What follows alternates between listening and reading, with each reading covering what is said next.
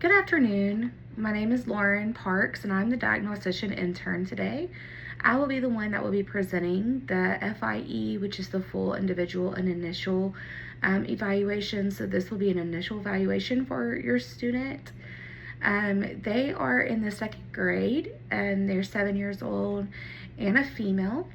They attend Excelsior School, and the date of the report will be 12/8/2025.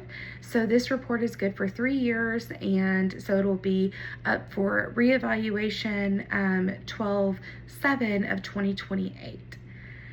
So the student was referred to us for a speech concern as well as possible learning deficits.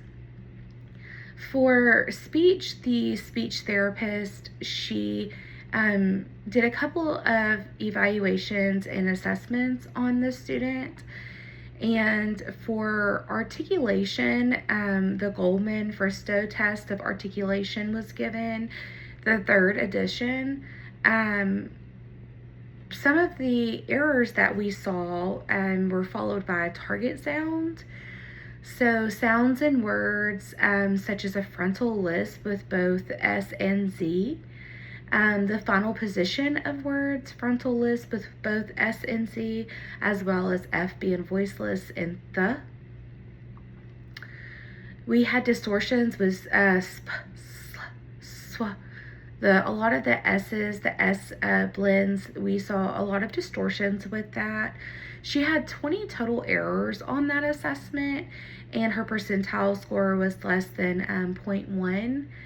The sounds and sentences, she looked like she errored sounds within a sentence when she is repeating a sentence.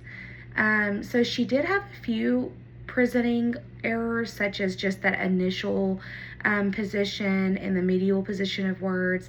She has that frontal lisp. Overall, she had a few distortions of her blends. So she had a total errors of 15 on her sounds and sentences. Based on that information, as part of the standardized articulation assessment, she does meet the eligibility criteria due to her percentile score falling below 7 when looking at her errors. We use that to rule out and determine if there's a speech disorder within her actual speech. With her low percentile, she also had an educational need for speech therapy, according to her teacher. Her speech impacts her classroom performance.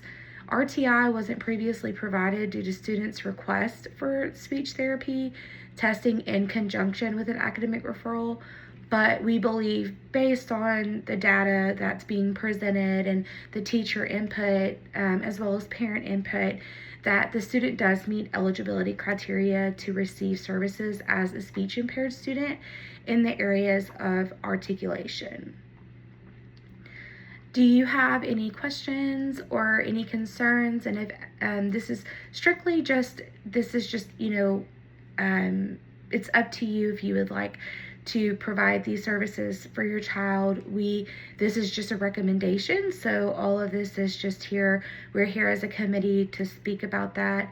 So we can talk more about that later, but she does qualify and meet eligibility for a speech impairment in the area of articulation. If you do not have any questions, I can kind of just summarize that a little bit if you need anything else. Okay. So for physical, her health information summary, we did a review of the health records, and she does not take prescription medicine at school. She does not have a health plan. Her vision screening was completed in August of 2025. She does wear corrective lenses. And based on those results, her visual concerns are not contributing to her academic progress.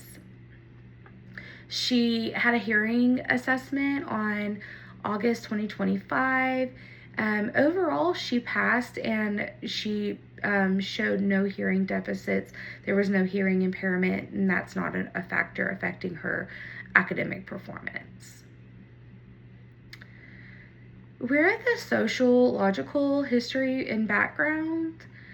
Here we had a parent interview and a developmental history summary. And we just took the information that we gathered from you as the parent and we filled out this portion of the document.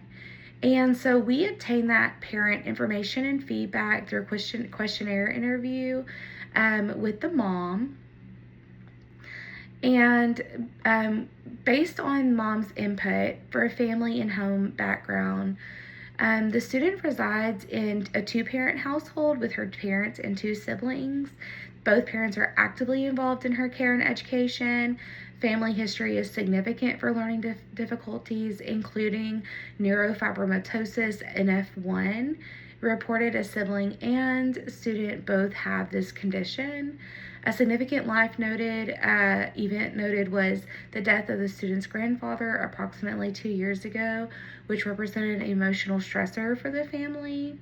As you can see, mom is obviously very involved, stating all of this because mom has been on top of this and has asked for the student to be tested. So mom, we really appreciate all of your hard work and we really enjoy having you be a part of her learning experience, and we're just so happy that we can be on a team together. We really appreciate all of your work. Thank you.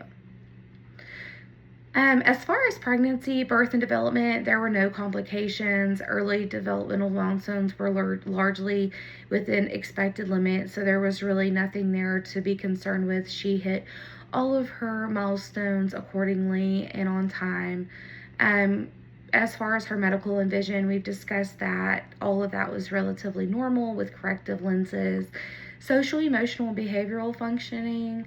Mom described her as an easygoing, happy, quiet, and shy with appropriate peer relationships, which we see here at school.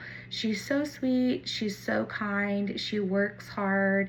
Just one of the sweetest, nicest kids that we have. Very respectful, always ready to learn, always determined. We just have nothing but great things to say about your student. She's just great. She's awesome. She shows a desire to please others and is cooperative at home and school, which we also see here. Like I said, she's always ready to learn. We never have to ask her. And in her classroom observations, we saw the same thing. Parents endorsed occasional nightmares, clumsiness, and emotional sensitivity. Nothing too major, but that she may cry or easily become upset if she feels she's done something wrong. Again, she back to the people pleaser thing. She does like to make sure that everyone's happy with her, and of course we are, because of course she's just doing everything right and she's trying hard, and so we really appreciate her effort. She does not like to get in trouble and may respond with tears when disciplined. She has behaviors are consistent with her emotional sensitivity rather than just an emotional disturbance. For an educational history, she has repeated a grade and has not previously received special education or related services. She does kind of have mixed feelings about school sometimes, but overall she enjoys it. There are days where she kind of feels that the academic demands are a little bit more challenging for her. Reading and writing and math have been in areas of concern that has been noted for her for a while, and they really require significant effort from her. So that's why we're here today. For adaptive and living skills, she demonstrates age-appropriate adaptive behaviors, including personal hygiene. She completes household chores. She can follow routines, things like that. She may require repetition or reminders, but overall she does well, and she completes multiple steps as well. So overall, no concerns with her adaptive skills. For the parent interview, basically overall, you guys just stated that her academic difficulties have been long-standing. They're not the result of a medical, emotional, or environmental factor, but overall she's had a typical development, as well as for her social emotional functioning. For emotional and behavioral, we also performed a classroom observation. And during that observation, myself and the diagnostician, Miss Leanne, was in that observation, and we were in the general education classroom for about 20 minutes. During that time, she was in a small group setting. She was learning about phonics and reading and addition and mathematics. The academic areas that we observed were her basic reading skills, which is like her phonics time, and her math calculation and math problem solving skills. She was observed wearing her glasses during the instructional period. She demonstrated age-appropriate classroom behavior as reported by the teacher, and no significant behavioral concerns were observed. She was attentive to instruction, and she participated when called upon.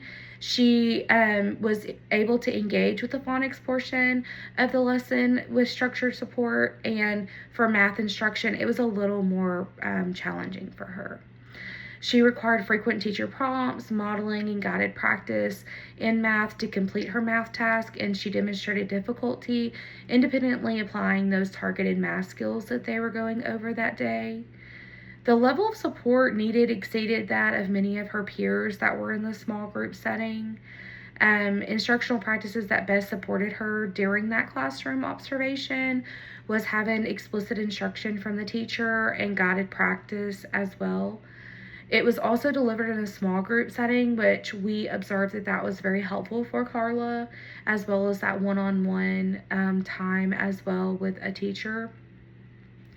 The classroom management was effective. There were no interruptions. Overall, she just experiences difficulty with grade level mathematic task, and she just requires a little more increased instructional support to access the math instruction. These observations that we found were concerns basically more geared to where her math skills concerns were for you guys. And so we did feel that there was a need for that continued targeted intervention and instructional support, because we did notice that with her having that small group, it was able to support her and make her feel that she was less frustrated. And of course, that's what we're aiming for. We want to provide her the most beneficial instruction that we can, obviously with the least amount of frustration, but we still want her to be challenged. So we still want to see a little more of that scaffolded and higher level thinking that she's exposed to, but we obviously don't want her to feel defeated. We would prefer for her to feel that she can be successful, and that's what our goal is for her to be successful. So in our classroom observation, we did recognize that she was having those challenges, and that sometimes they were pretty overwhelming for her. So we're hoping that today maybe we can find some things that can help her be less frustrated and put some things into place as an art committee and with you, Mom, that you feel that will help.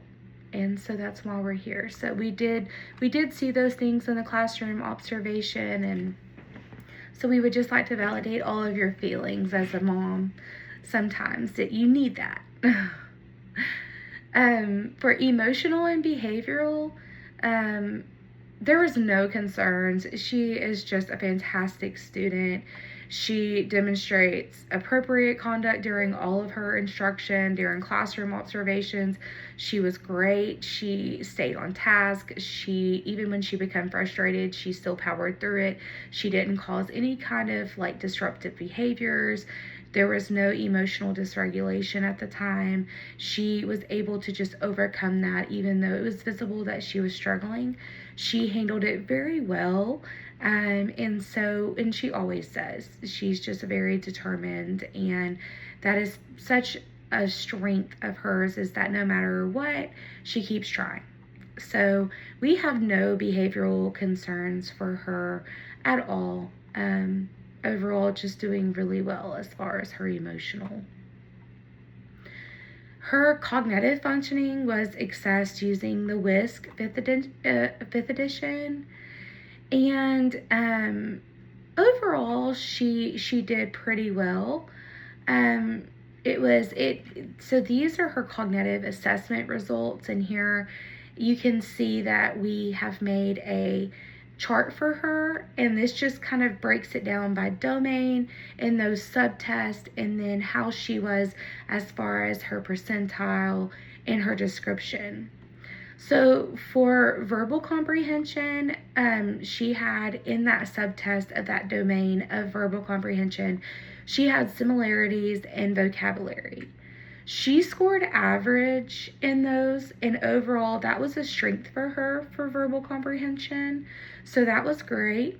For visual spatial, for visual puzzles, this is just to evaluate the ability to analyze and like kind of manipulate visual information.